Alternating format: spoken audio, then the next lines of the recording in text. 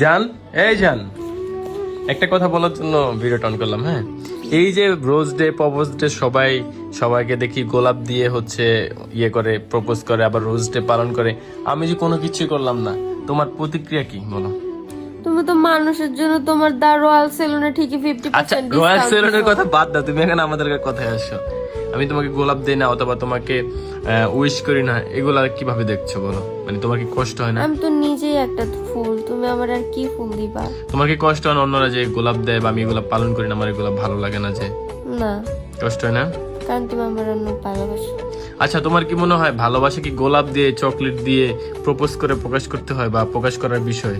না, বিষয় তুমি যে একটা জিনিস ভুলে যাচ্ছ এটা আমি খুব খেয়াল করছি। কোনটা? সমস্যা নাই, কোনটা? কিছু না। যাই হোক, এগুলো আমার কাছে ম্যাটার করে না। দেন হচ্ছে ভ্যালেন্টাইন ডে আমি কখনো পালন করে না। গাইস, আমিও সেম এইসব জিনিস পালন করবো কেন? আমি ভালোবাসি মনে মনে, আর এবং সে জানে আমি কতটা ভালোবাসি। আর গোলাপ দিয়ে যে ভালোবাসা আর প্রকাশ করতে আমাদের হবে, স্বামী স্ত্রীর ভালোবাসা সারা জীবনের ভালোবাসা। ভালোবাসা দিবস আবার কি রে? এইটাই তো কথা ভাই।